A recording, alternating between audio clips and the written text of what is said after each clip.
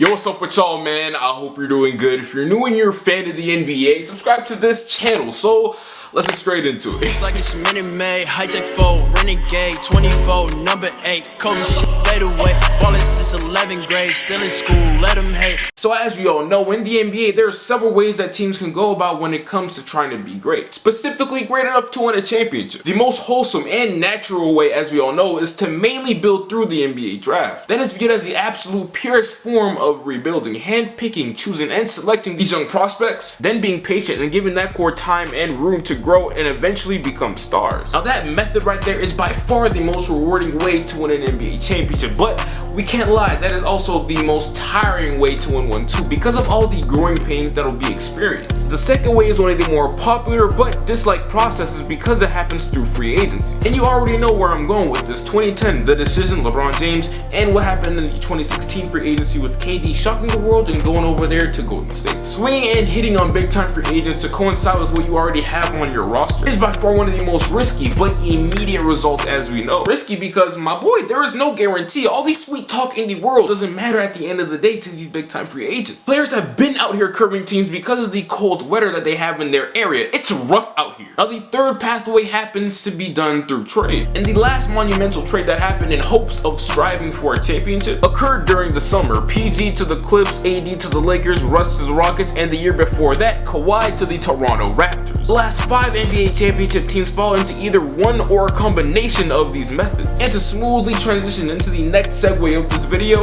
I think, damn, look at this, bro. I can't even lean on my chair properly nowadays, bro. We've been in 2020 for a whole month now, and y'all still out here having me in my same chair. Y'all ain't tagged any chair sponsors to my IG or Twitter handles yet?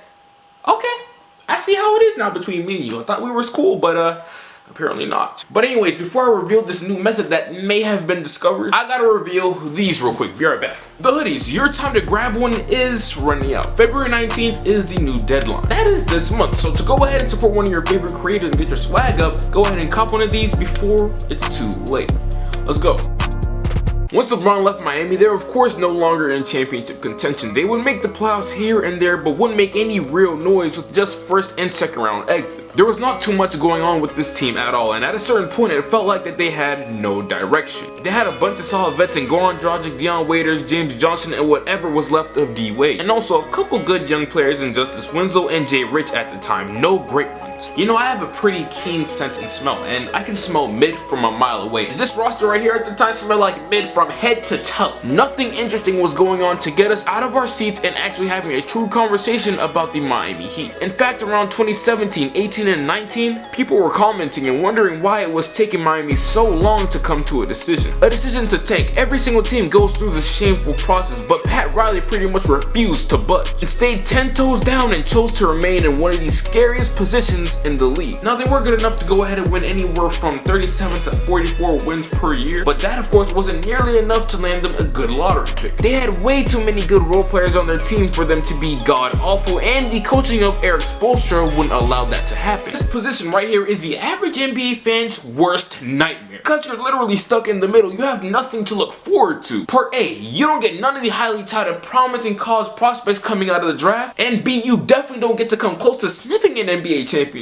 So that means that as you watch all the fans of Garbo teams weep, but also dream about such and such prospect coming onto their team, and true contenders talking about their championship odds, what are teams like the Miami Heat, who are stuck in the middle, supposed to do? Watch, just have fun, and be patient. You see, that is exactly right, and that is literally what happened. Now, as I continue to develop the way I look at just, you know, life in general, and constantly switch perspectives, I figured that maybe, just maybe, staying mediocre isn't so bad at all, if and only if the circumstances are right. And who knows, maybe this is how some teams should go about when they rebuild their team instead of just throwing in the entire towel. Throwing in the towel in the NBA is literally one of the easiest things to do. You're literally asked to be bad. If a GM can't even do that, purposely be bad, then I don't know what to tell you. You have to be on another level of stupid to go ahead and mess this up. But anyways, back to the point. Doing what Pat Riley chose to do and refusing to wave that white flag when it was the easiest thing for him to do. Doing what he did takes courage, it takes balls, because you have to be strategic with literally every single thing that you do. Premeditated thoughts should be hovering around your head on how you plan to kill competition. You have to be a calculated murderer, and I ain't gonna lie, Pat Riley looked like one of them dudes off of the Mafia with his slick back hair.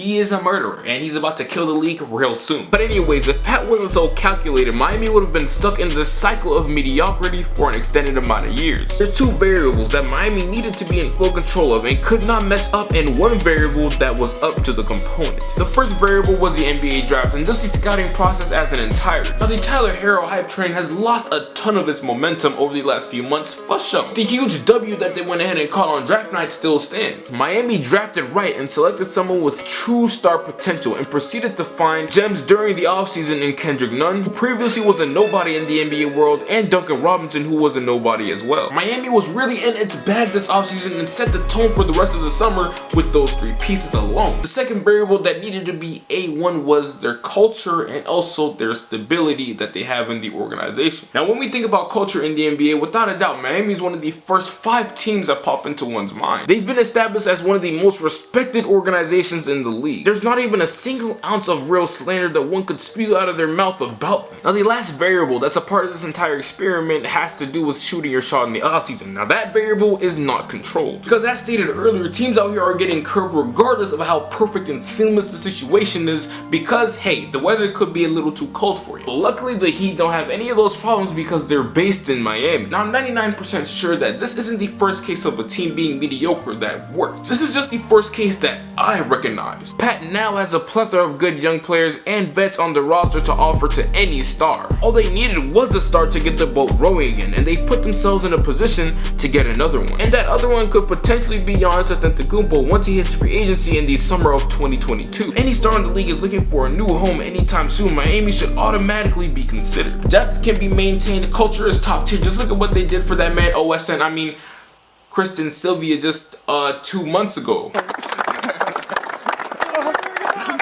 Now I know that's not anything to sway a star's career choice, but just seeing little things like that, seeing how they treat their guys, flying out someone who hasn't seen his mom in years to Miami, is just a +1 if anything in my book. Pat Riley may just have put a whole bunch of organizations on game right now. A few teams in the league today who are considered very mid and have a strong chance to have the upper hand in just a few years from now are definitely the San Antonio Spurs and potentially the Portland Trail Blazers. As for the Spurs, they're probably the most wholesome and well-respected team in the league. Nothing has to be said about them. Now if you remember, just a few months ago, the Spurs were one of the first teams that people, including me, tried to harass into making a trade. And obviously they haven't yet. 9 times out of 10 they probably won't. They've stayed 10 toes down and are going to attempt to do exactly what the Miami Heat did last year and this year. Find a stud towards the end of the draft lottery who can play a vital point into their future success, preferably someone who can be the face of an organization, because just like Miami, the Spurs are currently faceless and are just currently existing, orbiting around the league. It currently feels like they have no purpose. And in the summer of 2021, they're set to have a lot of cap space available, while at the same time maintaining a solid supporting cast. Once the year 2021 comes, it'll be very hard for any star in the league to go ahead and curve that situation. And as for the Portland Trail Blazers, y'all already know, people have been screaming at the top of their lungs for years to go ahead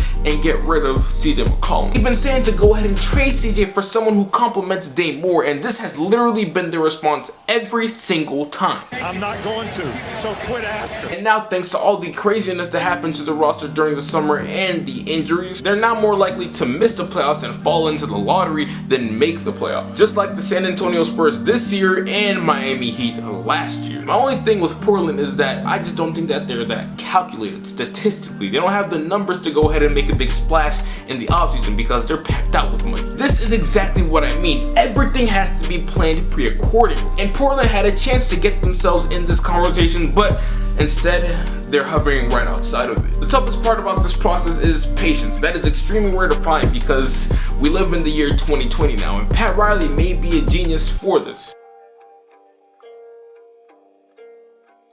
This is the end of the video though, man. I really do appreciate you for coming over here on my channel and seeing what I have to talk about today. That is extremely dope of you. I really want you to know that.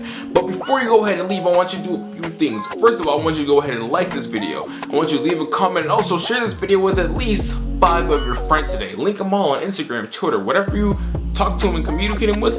Tell them about this video and share them and tell them what you've been watching. If you haven't already, I at least want you to go ahead and check out on the website the new and improved applied pressure hoodies. They're going away soon, I mind you. So before you miss out on your opportunity until, you know, winter 2020 or whatever the case may be, go ahead and do your thing right now. But yeah, man, as I said, I appreciate you, and before I leave, I really do hope that you make your day great. But until next time, I'll get right with you. No way, remember back when I couldn't get a play, no home, I ain't have a place to stay, I got to work, made it free the way, told my girl who'd ever